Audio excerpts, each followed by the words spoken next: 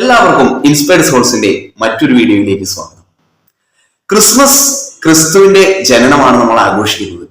ഈ ക്രിസ്തുവിന്റെ ജനനം എന്ന് പറയുന്നത് ഭൂമിയിൽ സന്തോഷമുണ്ടാക്കിയ ഒരു കാര്യമായിട്ട് നമ്മൾ അതിനെ കാണുന്നു, അതിനെ ആഘോഷിക്കുന്നു. ലോകമെമ്പാടും ജാതി മത ഭേദമന്യേ ആളുകൾ ആഘോഷിക്കുന്നു, സ്റ്റാർ തൂക്കുന്നു, ക്രിസ്മസ് പാപ്പയെ ഒരുക്കുന്നു, കരോൾ ഗാനങ്ങൾ പാടുന്നു. അപ്പൊ സ്വർഗവും ഭൂമിയും സന്തോഷിക്കുന്ന ഒരു വേളയാണ് ക്രിസ്മസ് എന്ന് വേണമെങ്കിൽ നമുക്ക് പറയാം.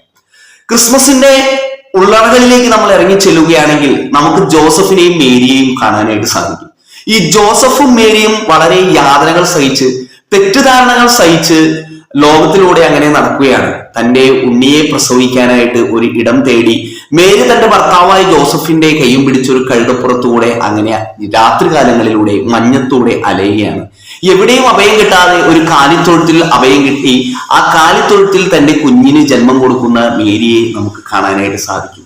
അപ്പോൾ രാജാക്കന്മാർ അവിടെ വരികയും, സ്റ്റാർ ഗൈഡ് ചെയ്തതനുസരിച്ച് രാജാക്കന്മാർ അവിടെ വരികയും, മാലാഖമാർ സന്തോഷിക്കുകയും ആട്ടിടയന്മാർ സന്തോഷിക്കുകയും ഒക്കെ ചെയ്യുന്ന ഒരു വേളയായിട്ട് നമുക്കതിനെ കാണാനായിട്ട് സാധിക്കും.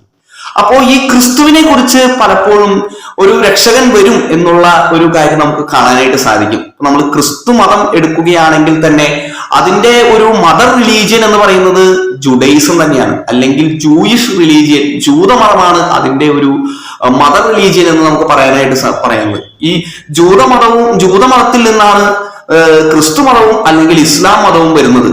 ഈ ജൂതമതത്തിന്റെ മതഗ്രന്ഥത്തിന്റെ പേരാണ് തോറ, ക്രിസ്തു മതത്തിന്റെ മതഗ്രന്ഥത്തിന്റെ പേരാണ് ബൈബിൾ.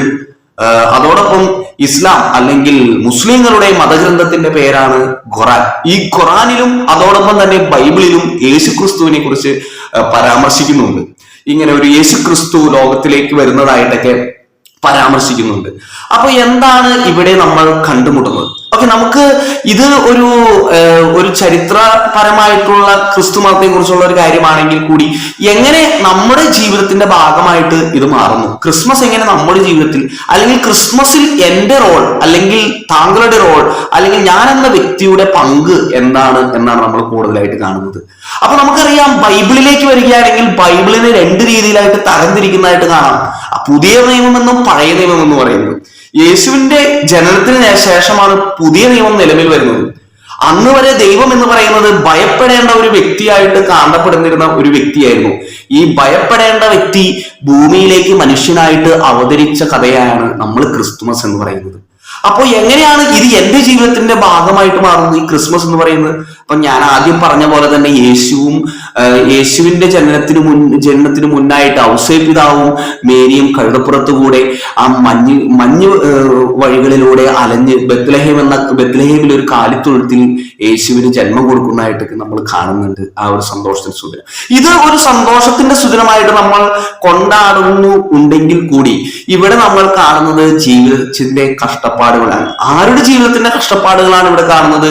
മേരിയുടെയും ജോസഫിന്റെയും ജീവിതത്തിലെ കഷ്ടപ്പാടുകളാണ്. അവർ കടന്നു പോകുന്നത് ഫിസിക്കലായിട്ടുള്ള കഷ്ടപ്പാടുകളിലൂടെ മാത്രമല്ല, അതായത് മഞ്ഞുകളും അല്ലെങ്കിൽ രാത്രിയും അങ്ങനെയുള്ള വേദനകളും മാത്രമല്ല, മറിച്ച് തെറ്റിദ്ധാരണകളുടെ കഷ്ടപ്പാടുകളാണ്, മിസ്അണ്ടർസ്റ്റാൻഡിങ്ങിന്റെ കഷ്ടപ്പാടുകളാണ്, ആരും അഭയം കൊടുക്കാത്തതിന്റെ, തിരസ്കരിക്കപ്പെട്ടതിന്റെ വേദനകളാണ് നമ്മൾ കണ്ടുമുട്ടുന്നത്. അപ്പോൾ നമ്മുടെ ജീവിതത്തിലും ഇങ്ങനെ തിരസ്കരണത്തിന്റെ വേദനകൾ ഉണ്ടായിട്ടുണ്ടോ? മറ്റുള്ളവർ കൺസിഡർ ചെയ്യാതെ ഇരിക്കുന്നതായിട്ട് നമുക്ക് തോന്നിയിട്ടുണ്ടോ?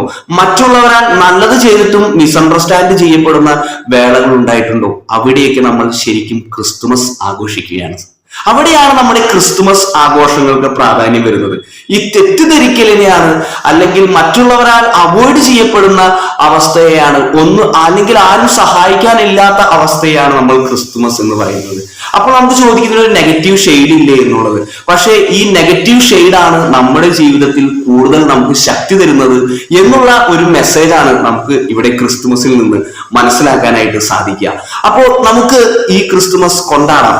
ചിലപ്പോൾ നമ്മളെല്ലാവരും ഈ ക്രിസ്തുമസ് എന്ന് പറയുന്നത് ഒരു കരോളോ കേക്കും വൈനും മാത്രമല്ല, ഈ ക്രിസ്തുമസ് നമ്മളെല്ലാവരും കൊണ്ടാടുന്ന ഒരു കാര്യമാണ്. നമ്മൾ തിരസ്കരിക്കപ്പെടുമ്പോൾ അത് നമ്മുടെ ഭാവിയിലായിരിക്കാം, ചിലപ്പോൾ നമ്മുടെ പ്രസന്റിലായിരിക്കാം, ചിലപ്പോൾ നമ്മുടെ പാസ്റ്റിലായിരിക്കാം. എപ്പോഴെങ്കിലും ഒക്കെ നമ്മൾ ക്രിസ്തുമസ് ആഘോഷിക്കപ്പെടുന്നുണ്ട്.